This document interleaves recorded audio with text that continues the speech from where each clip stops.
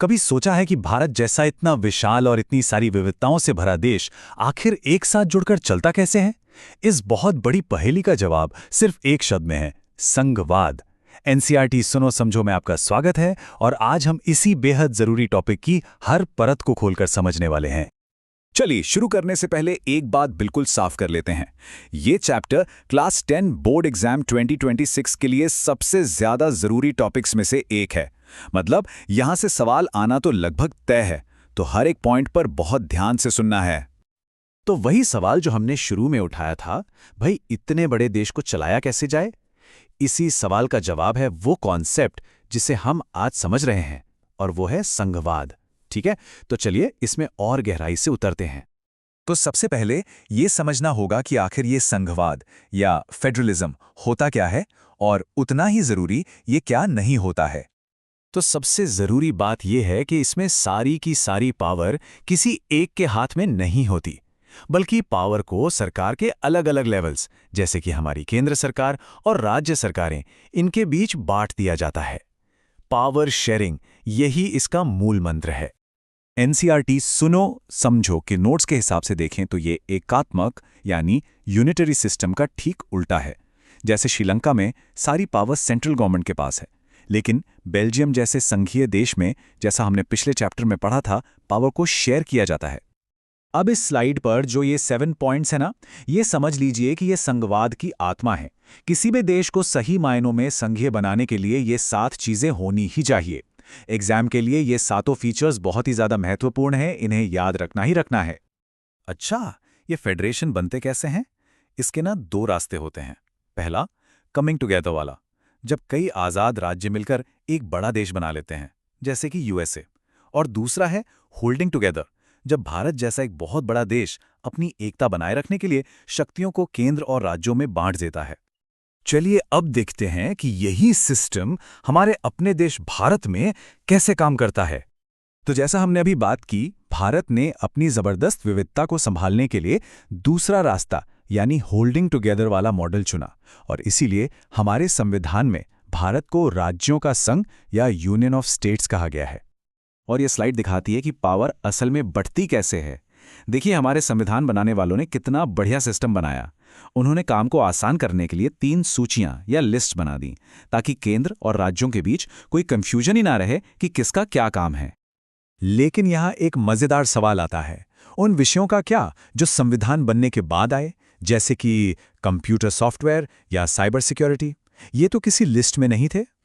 यहाँ एनसीईआरटी सुनो समझो नोट्स का एक सिंपल सा रूल याद रखिए। ऐसे बचे हुए या अवशिष्ट विषय जिन पर कोई कंफ्यूजन हो, वो सीधे सीधे केंद्र सरकार के अधिकार में आ जाते हैं। सिंपल। देखिए, संविधान में नियम लिख देना एक बात है, लेकिन संघवाद की असली कामयाबी इस पर डिपेंड करती है कि उसे असल में हमारी डेमोक्रेटिक पॉलिटिक्स में कैसे अपनाया और निभाया जाता है।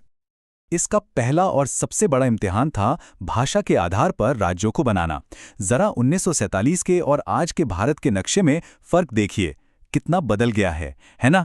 ये इसलिए किया गया ताकि एक जैसी भाषा बोलने वाले लोग एक राज्य में रहें, जिससे देश की एकता कमजोर नहीं बल्कि और मजबूत हुई। दूसरा टेस्ट था भाषा की नीति। अब जरा इस आंकड़े पर गौर कीजिए। 2011 में भारत की 50% से भी कम आबादी की मातृभाषा हिंदी थी। सोचिए, आधे से भी कम। ये चार्ट तो साफ साफ दिखाता है कि भारत में कितनी भाषाएं बोली जाती हैं।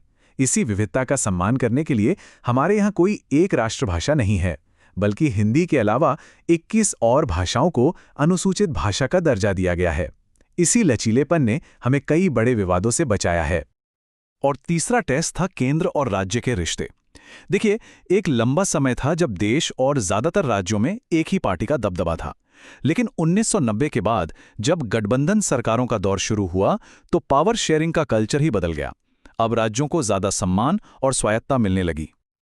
और ये मशहूर कार्टून ये तो बिल्कुल सटीक तरीके से दिखाता है कि गठबंधन सरकार चलाना कितना मुश्किल काम है। यहाँ केंद्र को अपने सभी क्षेत्रीय साथियों को साथ लेकर चलना पड़ता है, उनकी बात सुननी पड़ती है। अब बात करते हैं हमारे संघीय ढांचे के तीसरे और सबसे जमीनी स्तर की, वो स्तर जो पावर को सीधे सीधे जनता तक पहुंचाता है। इसे कहते हैं विकेंद्रीकरण या डिसेंट्रलाइजेशन। इसका एक सीधा सा फंडा है।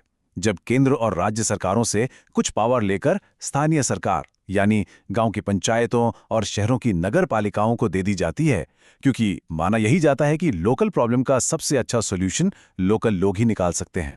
इस दिशा में असली और सबसे बड़ा कदम 1992 में उठाया गया। संविधान में बदलाव करके पंचायतों और नगर पालिकाओं को ज्यादा अधिकार दिए गए। ये जो 5 प्रमुख बदलाव आप देख रहे हैं ना, इन्होंने लोकल गवर्नमेंट की तस्वीर ही बदल दी। और हाँ, एग्जाम के लिए ये सुपर इंपॉर्टेंट है।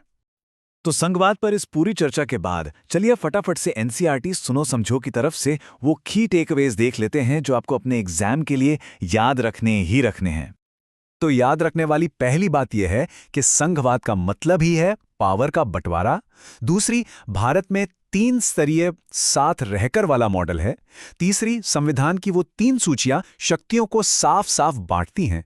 चौथी बात, भाषाई राज्यों और गठबंधन की राजनीति ने इसे असल में मजबूत किया है।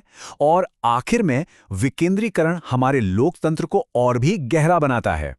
और यह हमें एक आखिरी सवाल पर छोड़ जाता है कि जैसे जैसे भारत बदल रहा है, भविष्य में केंद्र, राज्यों और स्थानीय सरकारों के बीच शक्ति का ये जो संतुलन है, ये कैसे बदलेगा? इस पर सोचिएगा जरूर। एनसीईआरटी सुनो समझो की इस व्याख्याता में शामिल होने के लिए आपका बहुत बहुत धन्यवाद। इस चैप्टर के डिटेल्ड नोट्स आपको नीचे डिस्क्रिप्शन में मिल जाएंगे।